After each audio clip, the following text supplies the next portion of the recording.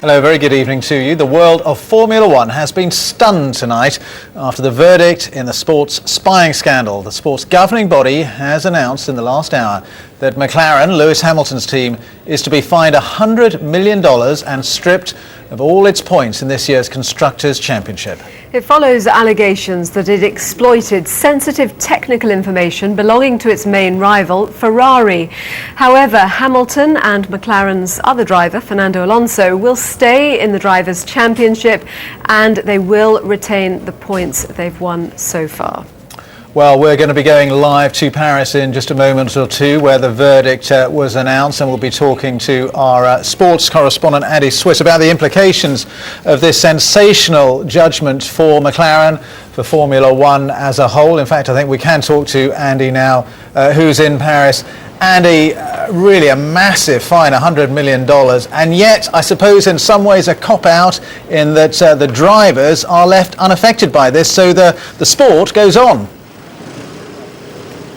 Absolutely, Ben. I suppose that is the good news, if you like, for McLaren. The fact that the Drivers' Championship is unaffected. Lewis Hamilton and Fernando Alonso still leading the way. But otherwise, this is a punishment of unprecedented severity. As you say, a $100 million fine. I can't think of any fine like that in the history of sport. Plus the removal of all their constructors' points from this season, and that is also going to cost them many millions of pounds. But as you say, I think the FIA really wanted to punish McLaren severely, but the one thing they just simply couldn't face doing was kicking them out of the Drivers' Championship, because they know that this is one of the most thrilling titles that we've seen in recent years. It has thousands and millions of people around the world glued to their television sets. It has a new superstar in Lewis Hamilton. And the FIA just simply couldn't think about throwing that all out of the window. So they've come to this fudge, this compromise, whereby they've fined McLaren massively. They've removed their constructors' points, but at the same time, they haven't kicked out the drivers. And I think that will be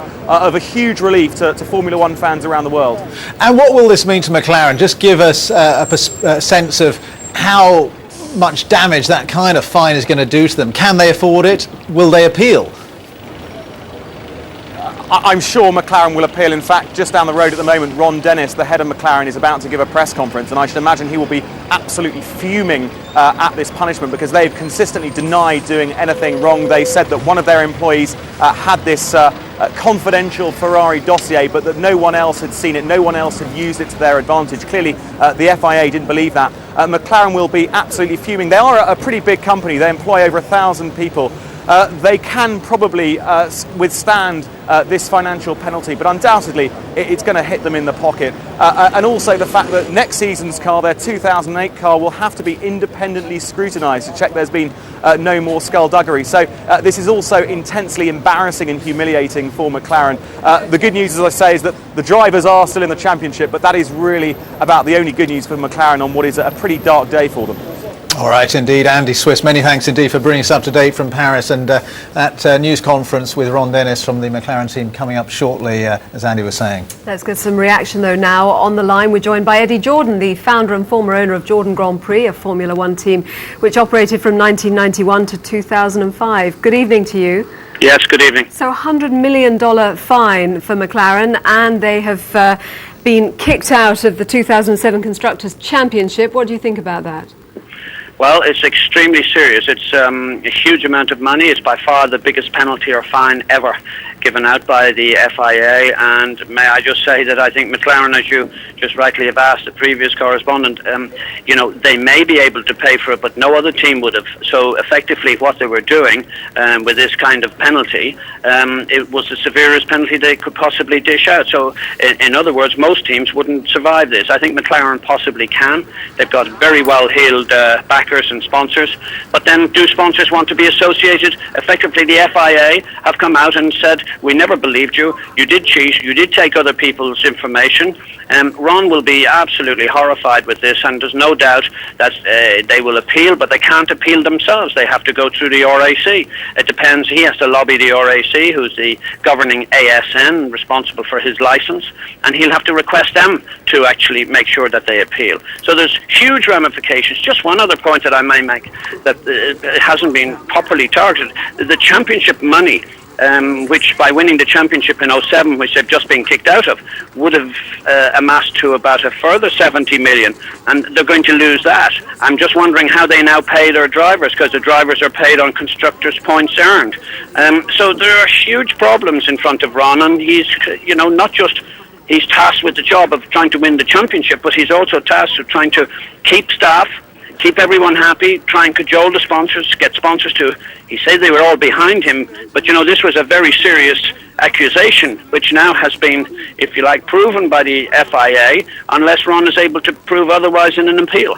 Was it a bit of a cop-out by the FIA not to punish the drivers? No, I think the FIA are very, very mindful. They're a bit like anyone else. The public at large, this is, we had hoped that we'd have something like this after the domination of Michael Schumacher. People don't talk about Michael Schumacher anymore. They talk about Lewis Hamilton. They talk about the great fight for this championship with Alonso, with the two young boys, Massa and Raikkonen in Ferrari. This is a jewel in the crown. It was absolutely crystal clear. The FIA could never give the drivers kick the drivers out of the championship, and I think indicative of that was they said to the drivers, you guys come clean with us, show us what information you have and put everything on the table, and you will be given a very lenient passage, and that's what's happened. Is it fair though on other drivers if these drivers aren't punished, because they've benefited from what was happening?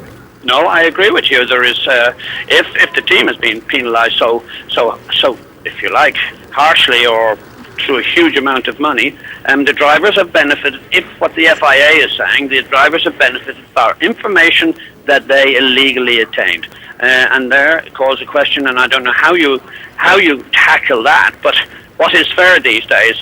Yes, clearly it's not fair that the drivers should go unpunished, if that's what you mean.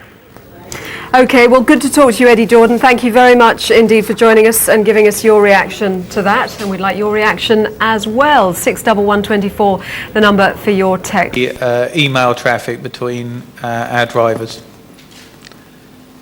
And in one instance, Mike Coughlin. But as we've said earlier, these were a few emails, and the drivers have stated categorically that no information was passed to the team. And of course, the team had no knowledge of this email traffic at any stage. The gentleman in the Okay, blue we're going to shirt leave that news conference there. We heard from Ron Dennis, the McLaren boss, obviously seeming quite stunned at the beginning, said he'd taken time to collect his thoughts. He went on to say that the drivers can continue to compete for the World Championships, doesn't accept that they deserve to be penalised in the way that they have and have their reputation damaged.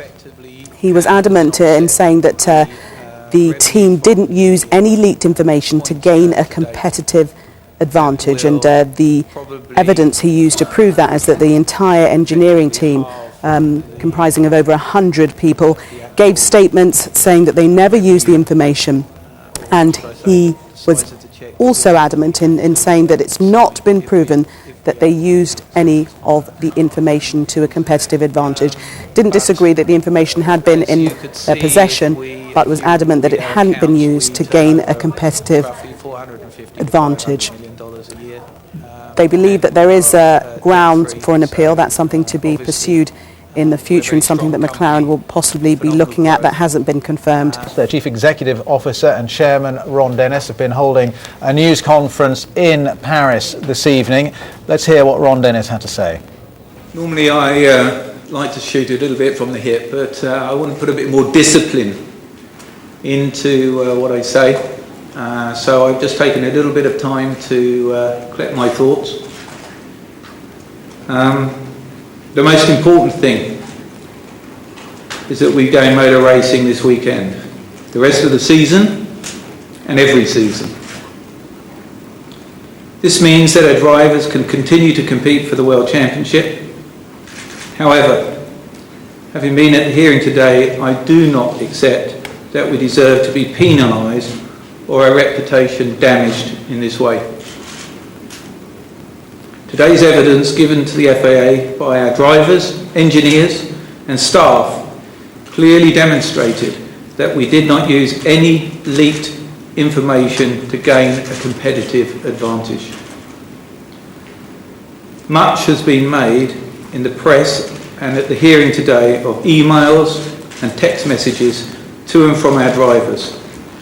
The World Motorsport Council received statements from Fernando Alonso, Lewis Hamilton and Pedro de la Rosa, stating categorically that no Ferrari information had been used by McLaren and that they had not passed any confidential data to the team. The entire engineering team, in excess of 140 people, provided statements to the FIA affirming that they had never received or used the Ferrari information. We have never denied that the information from Ferrari was in the personal possession of one of our employees at his home. The issue is, was this information used by McLaren? This is not the case and has not been proven to date. There will be no issue for 2008, the 2008 season, as we have not at any stage used any intellectual property of any other team. We've got the best drivers and we have the best car, and we intend to win the World Championship. Can I now move to questions? Gentlemen here, the red shirt, please. Guys, what's your next course of action? Will you accept the penalty, or are you going to fight it? Is it a legal action? You're now taking the civil courts. Can you explain what your actions will be moving on from this? Okay, we believe we've got the grounds for an appeal, but of course we're going to wait for the findings of the FIA, which we believe are going to be published tomorrow, and we'll consider those carefully before we make that decision. Gentleman in the blue shirt over here.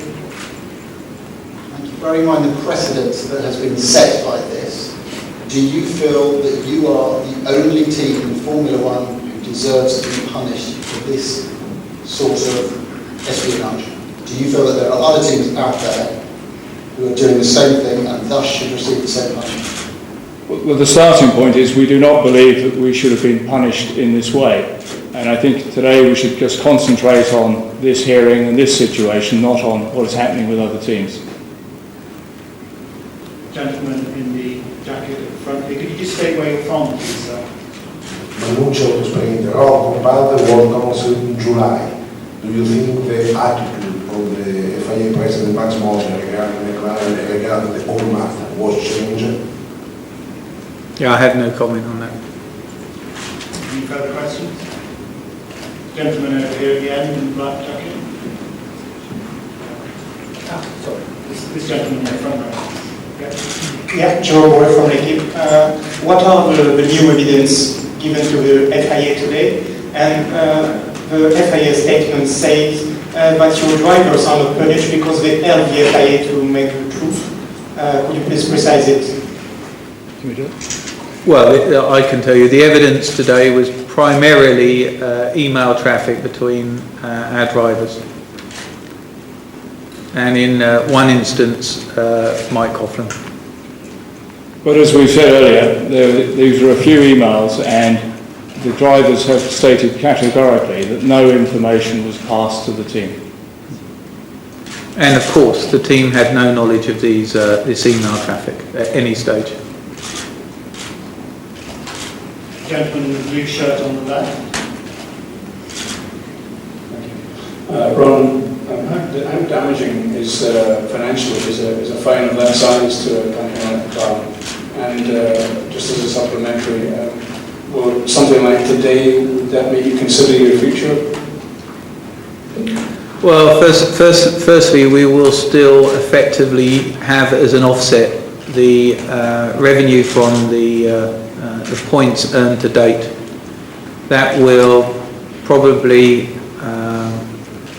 effectively halve the actual revenue, or should I say the size of the cheque that we ultimately have to sign if we ultimately accept this fine.